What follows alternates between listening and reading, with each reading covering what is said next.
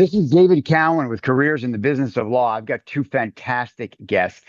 You don't often have the opportunity to have an exchange of ideas with two chief legal officers from major corporations. Today, we've got Tim Fraser, the chief legal officer at Toshiba America, and Rishi Varma, the CLO ethics officer and board member at Cargill. And Rishi, let me just say one of the things that I like so much about your background, and I think that the audience will learn so much from today, is not only are you a former chief operating officer and GC, but you very specifically bring P&L, operational strategy, and governance experience into your role at Cargill. And I see that business leadership being one of the real drivers of what it takes to be a successful CLOGC today, as opposed to, the former head of litigation of an Am Law 50.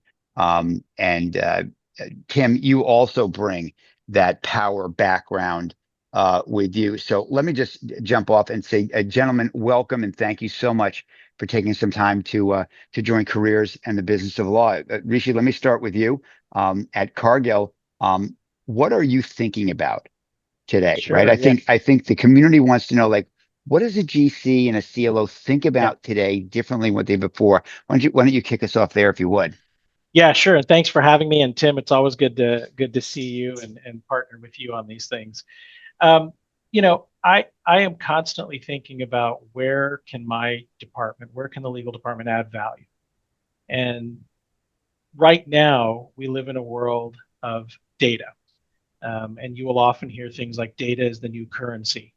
So when I think of where I can play the best role of adding value and defining the role that the legal department can play in that space, it's what can we do to eliminate the search function altogether around data?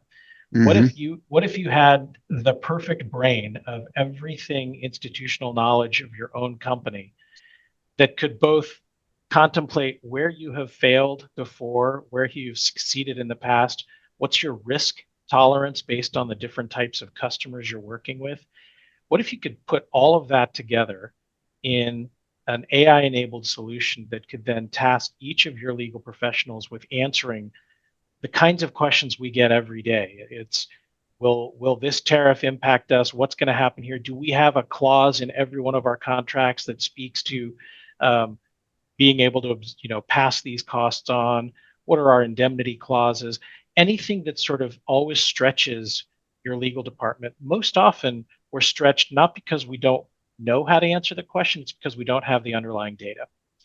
And what I'm trying to do to create the most valuable legal department is to eliminate the search altogether for that data and just have it available.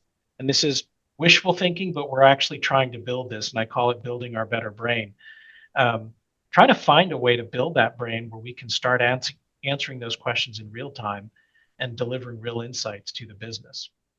Are you beginning to foreshadow, or are you deep into what's now becoming widely? How do I want to say this? People are talking about AI readiness more than Mhm. ever before. They realize that you don't just turn on AI; you've got to have some AI readiness. Is that what you and Tim, and of course Mark Smolik has famously been a Sure. champion of AI readiness for a while? Is that where we are? It's where we need to be. I think our you know students today in law school, people who are just coming out of law school, they are in a world of AI readiness, and frankly, Mm, AI has been with us for so long. What we really need is generative AI, and what we need are people who know how do you answer this question, not necessarily with I need more team, I need more resources, but it's I need that co-intelligence with my augmented intelligence and my human intelligence. So AI mm, still needs HI. But are we there yet? No. Or at least I am. I don't feel like I've got a team that is AI ready. I think they're a team that's AI adjacent. They're sort of getting there, starting to answer the questions about how they can do things faster, how they can deliver insights to the business, and to get us there faster. I've created this term called the AI dividend. We are now mm. measuring where are we saving money, where are we generating more time, and where are we generating more value for the business across every component of my legal department, whether that's my IP, labor and employment, M&A, litigation, et cetera. Each one of them is sort of tasked with how am I using AI-enabled solutions, how am I using general technology, and how am I using my team together to come to a better place where we're making decisions faster, we're eliminating the search for the data altogether, and we're creating this dividend that they can then talk about as value capture for the business. I want to come back to how you're setting expectations Sure. amongst your team. How do you communicate that to your team members? What are the expectations? What are the KPIs? But before I do that, I want to hear what Tim's thoughts are on what you're doing. Tim, how is that? What does that resonate? How does that resonate with you at Toshiba America? It resonates. I mean, I think Rishi and I are on similar journeys, quite frankly. I think I think I know what he's up to with the AI platform, and so he's I think a little bit ahead of me on that. But we're this is a couple things that I sort of want to pick up on.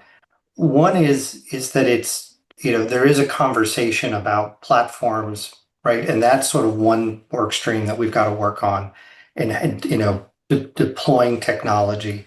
There's a second point, which is data, right? And that's a second work stream. And then there's the third piece, which is the people, right? And getting our team so that they are upskilled, so that they are both thinking about how they can use the technology and how they actually do use the technology, because I mean, if you think about right now we can be walking down the street, having a conversation, reviewing and responding to emails on our phones without even breaking a stride, right? You ask somebody to go use AI to do something, and they're going to be like, huh, well, what can I use it for? How do I use it? And all of a sudden, it takes all of their brain power just to be able to conceive of how to do that and how to actually be able to use it. And we've got to be able to accelerate this process of them being able to internalize it and actually get comfortable enough with that technology. And then lastly, thinking about how do we communicate that to the business, the value that we're creating, as Rishi mentioned. I like the term, AI dividend. Quite honestly, I'm trying to think about, sort of leveraging some, conversation that we had with Mark Smolik about thinking about what's the revenue that is required to support our legal department. So how do I want to start challenging my team to say, okay, how are we going to demonstrate that we are actually generating value in excess of that amount, right? And that's the challenge that I want to put to them. So AI is part of that, but it's much bigger. What I've noticed in the marketplace these days is that it's less challenging to get your HI, get your talent to bite on the productivity gain. Like, this is a productivity gain and everybody wants to do that. So once they learn that, that's almost like, simple math. That's, adding, subtraction, multiplication, division. Moving them into algebra is a little bit different. That's the value proposition that you were talking about, Rishi. Like, how do we add value? So value is growth. How am I growing the business? What can I do now that I could never do before? That's the AI dividend. Well, I can do this and I never could do that before. And that's a good thing because that's unleashing the creativity. So the productivity door, pretty easy, right? We can save money, do more with the same, do more with less.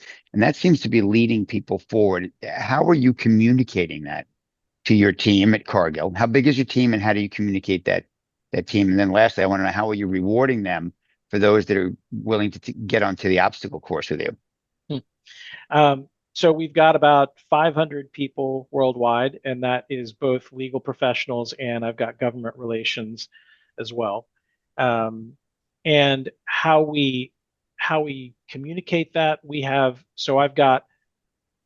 do this sort of objectives and key results on a quarterly basis. They stem from the very top 4 objectives at the company level. around people, finances, strategy, and then your overall operational, sort of from my perspective, simplification and modernization. Those are sort of the four pillars that we then have crafted all of our key results around. What are we doing to drive, if we've got to grow with customers by X%, what are we doing in the legal department to tie to that key result?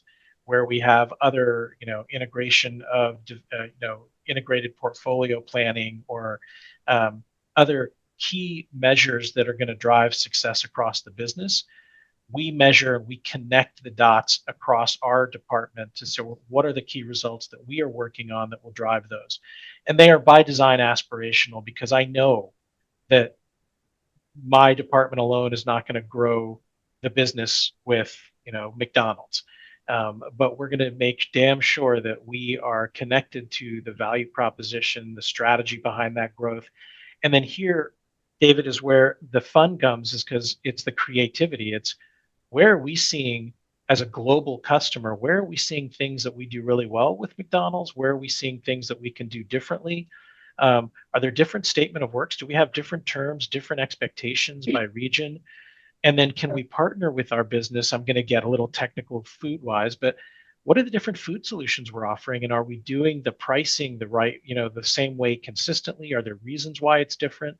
What can we start using that data, using that brain?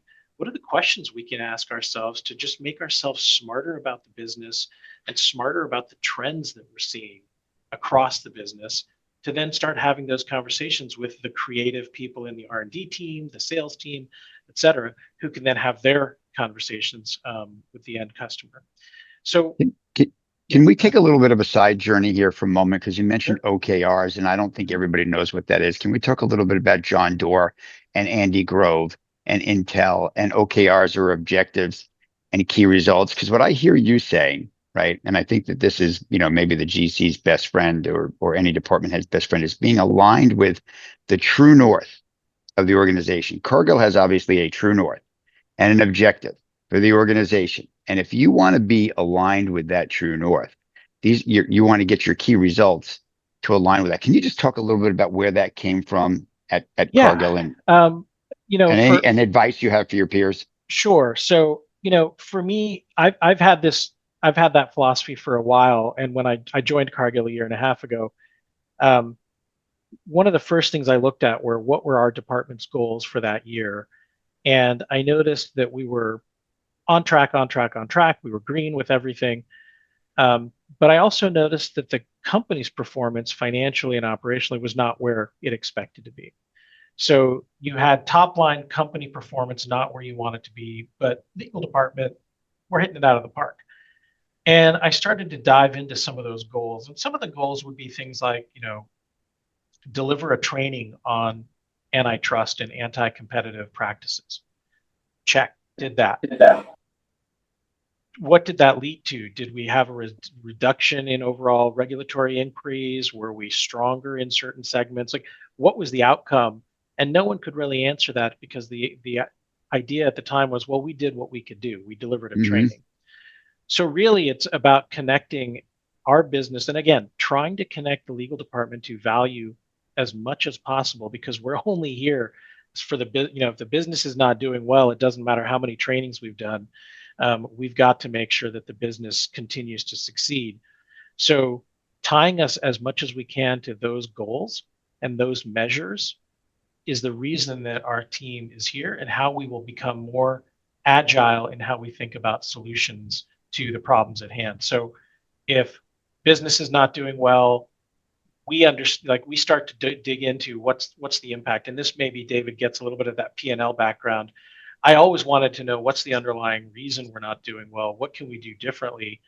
And I don't care that it's a business issue or a commercial issue or a pricing issue. I care that we all know what the issue is, and that we can work around solves. Maybe it's not just a pricing issue. Maybe it's a statement of work. Maybe it's a suite of services that we offer. Maybe we extend those. So the more time you have smarter people trying to solve those problems, the better you will be. And the more often everybody's aligned on what those problems are, the the more often you will have that diversity of thought kick in and Yeah. accelerate the solution. It's so good. I mean, it's so good because you're really rephrasing Simon Sinek's start with why, right? What's the X that we're trying to solve? And Tim, you were mentioning Simon Sinek when we were prepping for our call, and some of the phrases that you like so much about that. Where does Toshiba fit into this with objectives and key results? I know that what's top of mind for you is cultural change and the HI, which I want to dive into in just a second. So putting the culture aside for just a second, and we'll get to that. Um, you know, I guess I'm going to touch on it, but the idea of, like Rishi, we are very focused on how do we create value, and specifically how do we create business value, right? This is getting beyond the incremental, how do we become more efficient and effective in what we do? How do we start to have a bigger impact on the business and the outcomes for the business? And so part of the conversation that I'm really having with my team is I want everybody to understand, and OKRs is a mechanism to be able to do this. I want everybody to be able to understand how what they are doing can and hopefully does create business value at the end of the day. How does it move the needle from a P&L perspective? And and that is a change in mindset. It is about, quite frankly, getting us to think through that. And that's actually a much tougher exercise than it might seem. But I'll give you one very simple example. Let's talk contracts, right? And you have SLAs, and we all know about SLAs, and my team, doesn't like SLAs in part just because they don't want to be pinned down. What if we get a contract that comes in that basically defies all the rules, and now we're going to be stuck to this SLA? Well, that's part of what it is. But SLAs is really just a contract between us and our business folks.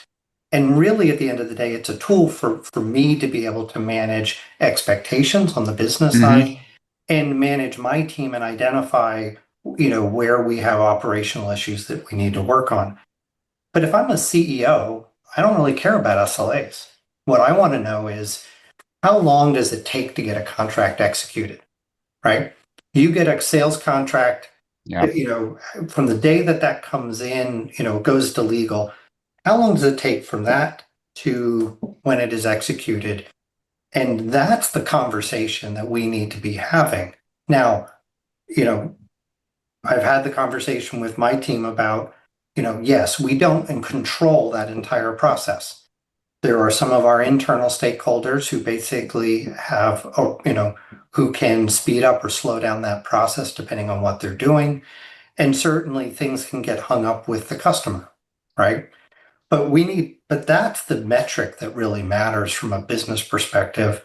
And we need to understand what we can be doing to drive that. And legal is in the best position to be able to understand, basically, are we doing a good job as a company or not? And lead the cross-functional discussion about how do we speed that up. And this to me is part of how do we move beyond basically legal performance to creating value for the company. Well, you've led me to exactly where I was hoping we would get to, which is time to execution, time to strategy, time to insights, time to business intelligence. That's what AI and next gen technology is allowing us to do. And so let's peel it back and sort of show the listeners what are you using to help you with that time to execution and speeding things up, as you say, Rishi, and finding that AI dividend. So are you in the Copilot world, the Open AI world, the Google LM world? Like, what are you using? Like, what's your favorite tool right now to help you generate an AI dividend and speed things up, doing more with the same and removing steps? Yeah, so right now we're in a Copilot world, a work version, sort of a private contained Copilot world. And we are working on solutions that we're partnering with others to sort of what can we build that's more Cargill centric, not just the Copilot option. but definitely the Copilot option is there are certain things that it's just initially streamlining. And one of our groups, our ethics and compliance and security team, is actually measuring, the number of hours they're saving in investigations and summarizing those, in developing the conclusions around matters. And I think, each month they're reporting to their team broadly, this month we saved 1,000 hours. This month we saved, and it's sort of the first leg of the dividend. It's not just what time you're saving, but it's more important, what are you doing with that time? But for sure, I think we're in that first step journey of using tools and applications that are immediately available, like Copilot. I think what you just said is going to be news to some people, that you have found a way and that you're actively measuring the dividend. You're measuring the hours saved, multiplying those hours times, the number of weeks, enter the number of matters, enter the number of attorneys. Like there's a number there. Like we all know the miles per gallon on our cars, but we don't know the AI dividend yet. So I think that's coming. I think that's going to be best practices. Like, are you measuring your savings? What are they? And I think to your point, the next step is, what are you doing with them? Right. Um, Tim, what comes up for you? What are you Open AI? Are you Google? Are you ChatGPT? Are you Copilot? What's your platform and tech of choice? Yeah. So for sort of Gen AI, we're a Copilot shop at this point. We are, I'm working at getting, I was working at trying to get my team how to learn how to be able to use it in sort of daily activities. I've kind of decided that I wasn't pushing hard enough and fast enough, and I'm going to just start having sessions where I'm going to say, okay, let's think about an agent and let's just sit down and do it as a group. And because the reality is that building agents, at least outside a studio, is relatively straightforward. Yes. And if you just give it enough intent, for lack of a better word, you can actually create something that's meaningful. Where Well, by the way, the agent will suggest what legal use agent you ought to make. So like you yes, don't have to come up with a blank piece of paper. You say, my name is Tim Fraser and I'm the CLO of Toshiba America. If you were me, what would you build? Here are my problems. Like, yeah, start me off, coach me up. I actually had Copilot coach me on how to build a Copilot agent, for a productivity hack that I was looking yeah, for on summarizing Zoom calls. Mm. yeah. And I've found that you can sit down and say, okay, I want to build an agent to do X. What instructions do you need? Yes, Right. exactly. And then you start to go through, okay, let's talk about it. And you can just, it's just at some level it is, it's actually relatively simple. You just have to decide you're going to try. You Um, you did something super smart. I just want to give you a shout out, and Rishi, then I want to ask you how you're doing this. Um, Tim, you were out in Redmond on the Microsoft campus, where we did Solid AI in August, and you brought with you a learning partner, and your learning partner was not somebody from the legal department. You brought your CIO, right? And I'm like, oh, I think you're the only person who brought a CIO with them, right? 200 people out there. And I'm like, that's really smart. I'm going to bring the person who has budget, has responsibility, has oomph, and has some power to get some things done with me. Like that became your learning partner and an advocate. Can you just tell us a little bit about that? And then Rishi, who's your partner in crime? Yeah. yeah. And look, it was pretty transparent. I'm looking uh, to accelerate down this path as quickly as I can. And my CIO is going to is the person who can have the biggest impact on our ability to be successful or not. And so the more she knows and understands, and I'm not in any way diminishing um, what she knows and understands, but the more she knows and understands, and the more that she and I have a same perspective on what it is that we're trying to accomplish and how, better off I am. And so it was honestly, it was pretty obvious. I mean, from the moment that, you know, back in New York, when I first heard about this, I knew exactly who I was going to bring. Super. Rishi, who's your learning partner or your partner in crime there at Cargill? Yeah, so it's kind of I may have cheated a little bit because I went straight to our CEO. Okay. So I I'll see I your CIO. yeah, I'll see your well, CIO and I'll raise you one. I say cheated because I clearly did what we all hate when others do that is, you get your CEO excited about something, bought in on, the test case, the use cases that you're using, and then he or she just wants you to go. And I took that momentum to my CIO and knocked on her door and said, "Hey, let's partner together." So she and I are very much joined at the hip, but I've got this It's so great. wind at my back that I'm sure she probably would have appreciated a little heads up on before. I love that. I know that you guys, your time is precious. I'm going to ask each one more question, and that is, what advice do you have for people that want to work for you?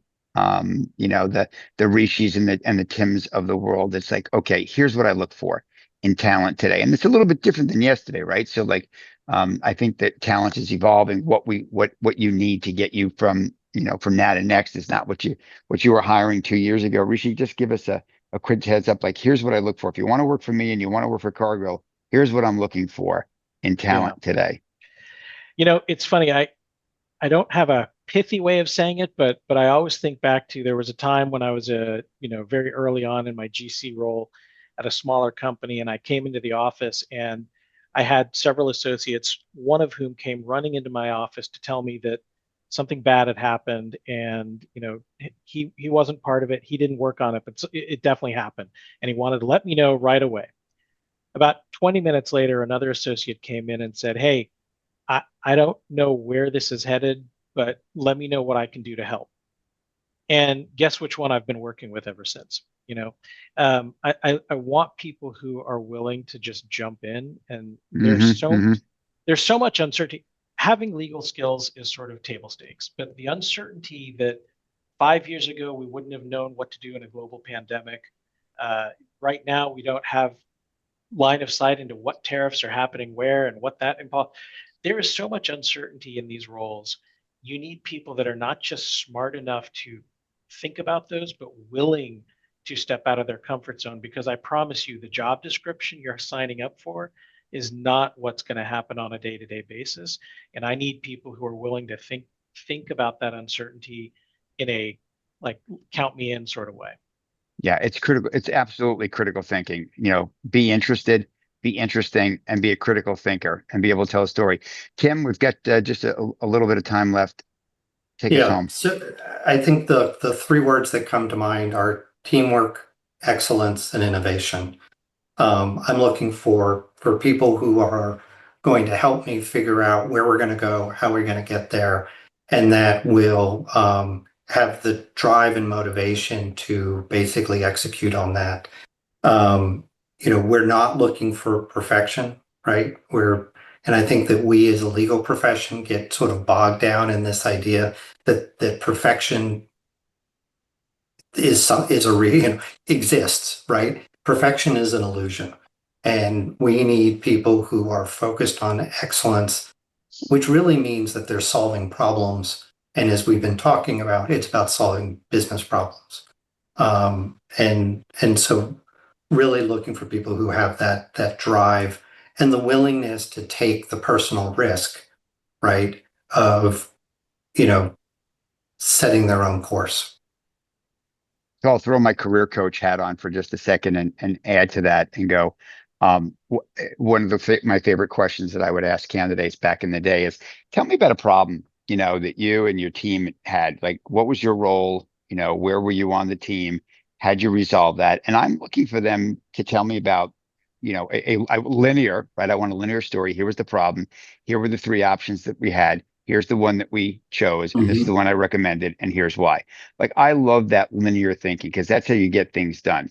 The candidate that gives me this circuitous story and I can't really follow it, and they're describing the problem like it's a hero's journey and we're like reading Harry Potter. I'm like, I don't need to know about Hagrid. Okay. I just need to know that, Dumbledore is missing and Harry's at risk, and here's what I did. And like, that's all I really want to know.